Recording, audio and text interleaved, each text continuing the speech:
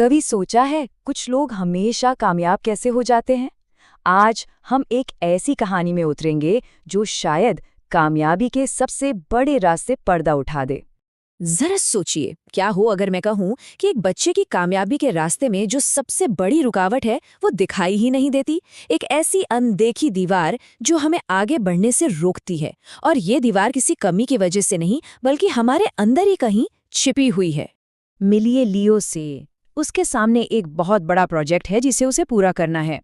वो इसे शुरू करना तो चाहता है, बहुत उत्साहित भी है, पर एक अजीब सा डर है, एक हिचकिचाहट है जो उसे रोक रही है।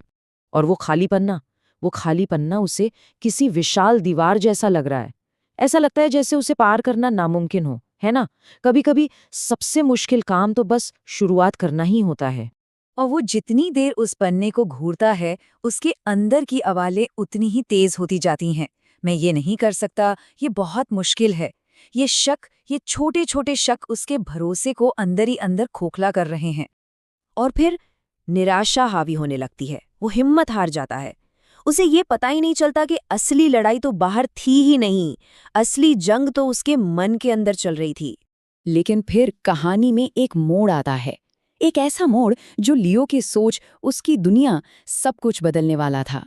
लियो के पेरेंट उसका संघर्ष देखते हैं और उसे एक कहानी सुनाते हैं, एक मेले की कहानी जहां एक आदमी रंग बिरंगे गुब्बारे बेच रहा था। उस मेले की भीड़ में एक छोटा सा बच्चा था। वो बड़े ध्यान से गुब्बारे वाले को देख रहा था। फिर उसने बड़ी मासूमियत से पूछा, अगर आप ये काला वाला गुब्बारा छोड़ेंगे तो क्या वो भी ऊपर उड़ेगा? गुब्बारे वाले ने मुस्कुराकर जवाब दिया, बेटा, गुब्बारा अपने रंग की वजह से नहीं उड़ता, वो तो उसके अंदर जो भरा है उसकी वजह से ऊपर जाता है। और यही है जिंदगी का सबसे बड़ा सबक।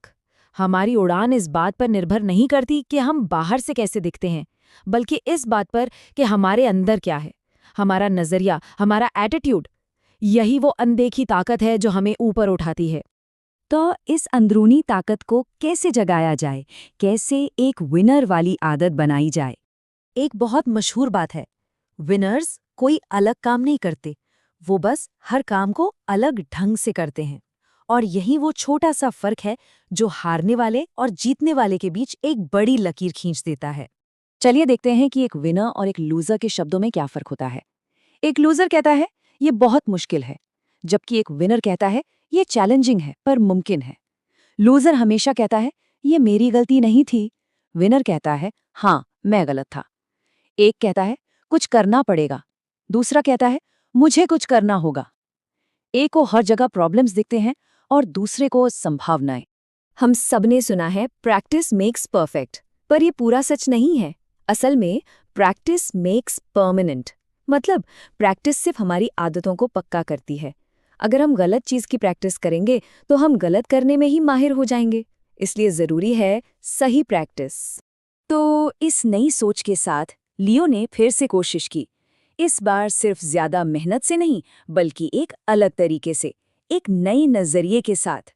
उसने बड़े से प्रोजेक्ट को छोटे छोटे हिस्सों में तोड़ा और हर कदम को एक नई उम्मीद के साथ उठाया।